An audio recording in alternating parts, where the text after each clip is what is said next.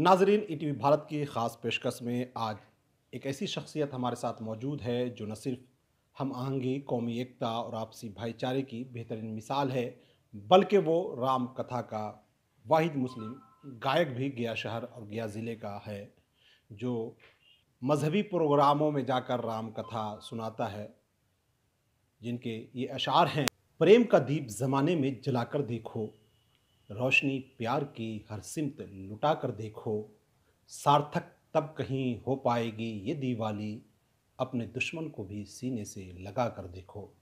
जी हाँ, हम बात कर रहे हैं खालिक हुसैन परदेसी साहब का, जो उर्दू के साथ साथ हिंदी के भी बड़े शायर हैं और हिंदुओं के त्योहारों के मौके पर भी वो राम कथा पढ़ने के लिए मारूफ़ हैं और वो जाते हैं प्रोग्रामों में और राम कथा सुनाते हैं। खालिक हुसैन परदेसी साहब हमारे साथ मौजूद हैं। हम उन्हीं से उनके इस सफ़र के ताल्लुक़ से जानेंगे। बहुत बहुत शुक्रिया ईटीवी का जो आप लोग मेरे पास आए। ऐसा है कि मेरा गांव बहुत मशहूर गांव है, काबर नाम है, और मैं वहीं पैदा हुआ। और मेरे गांव में करीब करीब अभी 25-30 अफराद पर मुश्तमिल, मतलब ये 25-30 घर होंगे और करीब 500 हिंदुओं का आबादी है, लेकिन बड़े मेल जोल से लोग रहते हैं। तो ठाकुरबाड़ी में वो राम कथा लोग गाया करते थे, कीर्तन उर्तन होता था, तो मुझे भी गाने बजाने से ज़रा शौक़ था, हम भी जाया करते थे। तो वहीं बैठते बैठते ये शौक़ जागा कि हम भी ज़रा एक गाते। तो वहीं एक थे रामेश्वर पंडित जी, रामेश्वर मिश्र, तो उनसे मैंने कहा तो उन्होंने मुझे वो दिया। सबसे पहले उन्होंने वाल्मीकि रामायण मुझे दी, हिंदी अनुवाद, तो उसको मैंने पढ़ा। फिर रामचरितमानस का अध्ययन किया। फिर उसके बाद राधे श्याम रामायण तो मैं ठाकुरबाड़ी में बैठ करके वो गाता होता भी था। वो बहुत बिहार में प्रचलित थी। जैसे मैं एक दो मुखड़ा उसका सुनाता हूँ कि कैसे गाया जाता था वो। कि प्रातः काल मंगल समय मुनि आज्ञानुसार, और पुष्प लाने को चले जब दोनों राजकुमार। श्री श्री गुरु पूजा में नित्य पुष्पों की रही आवश्यकता थी, हो प्रात भ्रमण भी नित्य समय मुनिवर की ये ही इच्छा थी। वो खास बाग मिथिलेश्वर का था लाजवाब फल फूलों में, माली से कह चुनने लगे फूलों को दोनों दोनों में। ये राधे श्याम रामायण के बाद अब वहाँ पर तुलसीकृत का भी कुछ चौपाई में पढ़ता था। धूप बाग बर देखे उजाई, जहाँ बसंत ऋतु रहे लुभाई। लागे बिटप मनोहर नाना, बरन बरन बर बेली बिताना। तो इस तरह पूरी कथा जो वो होते थे और लोगों में बड़ा दिया था, सुनते थे। जैसे जैसे होने लगा, मुझे कीर्तन उर्तन में जो ब्यास वहाँ के थे वो हमें ले जाने लगे, और धीरे धीरे मैं यही गाते गाते ब्यास हो गया।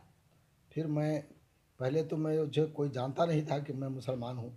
मुझे लोग वो धोती पहनता था, टीका लगाता था, और राम कथा गाता था, तो लोग समझते थे कि ये पंडित जी हैं, गोड़ लगी पंडित जी, तमाम लोग मुझे कहा करते थे। ज़माना गुजर गया मेरा, फिर उसके बाद लोग जानने लगे कि ये मुसलमान है, फिर भी मेरा आदर सम्मान बहुत होता था। और फिर मुझे मुसलमानों की तरफ से भी बड़ा झेलना पड़ा।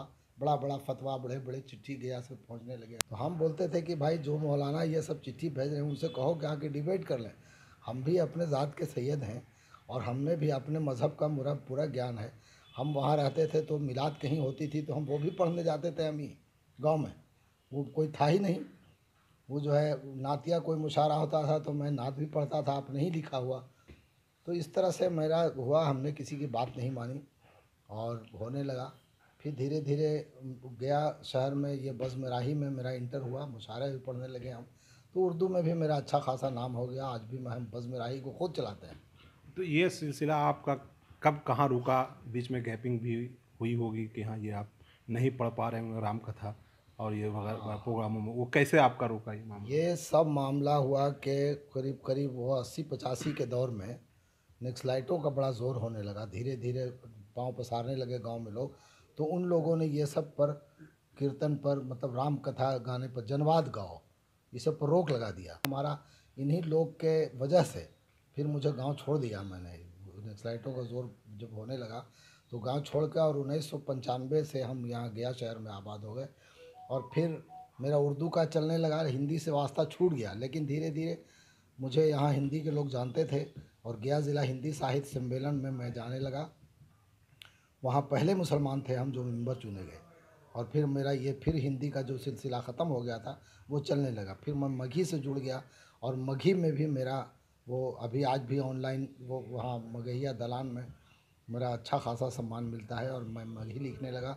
करीब करीब 25-30 रचनाएं मैंने मगही में भी लिखी हैं और पढ़ा है।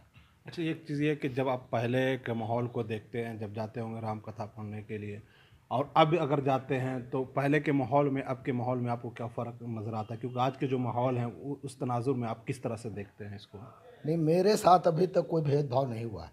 मैं विष्णुपद की तरफ भी गया हूँ, वहाँ जो फल्गु आरती होता है वहाँ भी लोग पंडित बुला के ले गए हैं मुझे। वो जानते हैं कि ये मुसलमान है फिर भी ले जाते हैं, और वहाँ भी जाकर मैं ऐसी ऐसी कथाओं को निकालता हूँ रामायण से कि जो लोग हिंदू खुद नहीं जानते हैं। लोग जानते हैं कि सीता का हरण रावण ने किया था, लेकिन ये नहीं जानते कि कौशल्या का भी हरण, राम की माँ का भी हरण रावण ने किया था। मैं इस कथा को खोजने में काफ़ी टाइम लगा मेरे पास।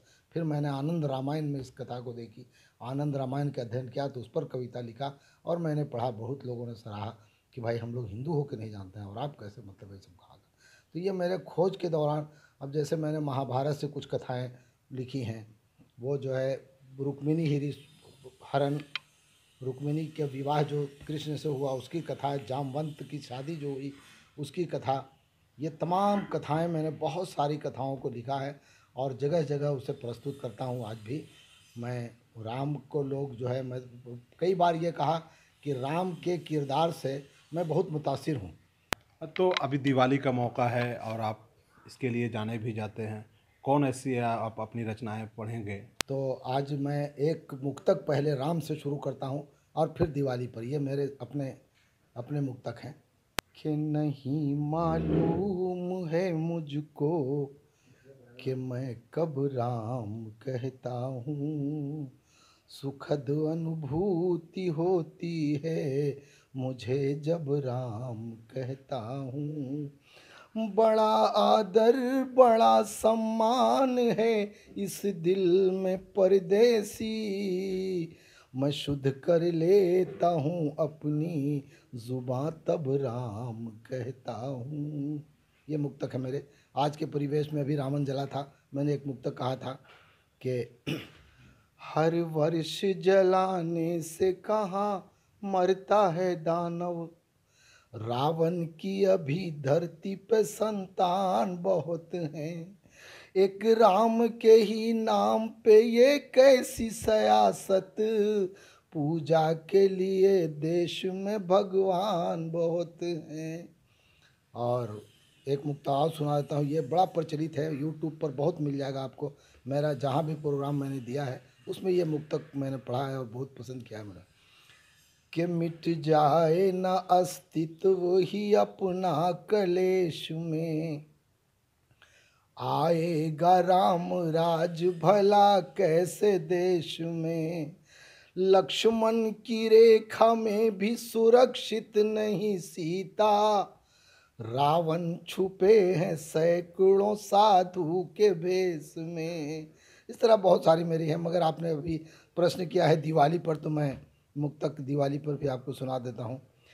कि दीप निर्धन के भी कुटिया में जला कर देखो, आज भूखे को भी मिष्ठान खिला कर देखो, आएगी दौड़ के लक्ष्मी वही झोली भरने, जलते घिरना के चिरागों को बुझा कर देखो। एक मुक्तक और देख लें। कि दर पे घिरना का दिया आज न जलने पाए, रोशनी आए तो सद्भाव की घर में आए, लौट जाए न कहीं द्वार पे आके लक्ष्मी, दीप मानवता का परदेसी न बुझने पाए। तो ये आपका आखिरी पैगाम इन त्योहारों को लेकर क्या होगा, जो आज के माहौल में देखा जाता है कि त्योहारों के मौके पर अक्सर कशीदगी पैदा हो जाती है हिंदू, मुस्लिम और दीगर मामले को लेकर, तो उनको क्या पैगाम होगा? मानवता से बड़ा कोई धर्म नहीं, और इसी धर्म को मानवता पर अगर पगडंडी पर लोग चलेंगे तो कभी झगड़ा नहीं होगा, आपस में कोई फसाद नहीं बरपा होगा। मैंने एक शेर कहा था कि हिंदू न मुसलमान न हम सिख ईसाई हैं, परदेसी अपने देश में हम भाई भाई हैं। ये थे खालिद हुसैन परदेसी साहब, जिन्होंने लोगों से कहा कि त्योहारों के मौके पर जो कशीदगी पैदा करते हैं, असल में वो उन्हें मज़हब का ज्ञान नहीं होता, इल्म नहीं होता है। इन्होंने अपनी पूरी कहानी अपने पूरे सफ़र के ताल्लुक से बताया कि वो कैसे राम कथा मज़हबी प्रोग्रामों में जाकर सुनाते थे और कैसे उनको लोगों का प्यार मिलता था। ईटीवी भारत के लिए गया से सरताज अहमद।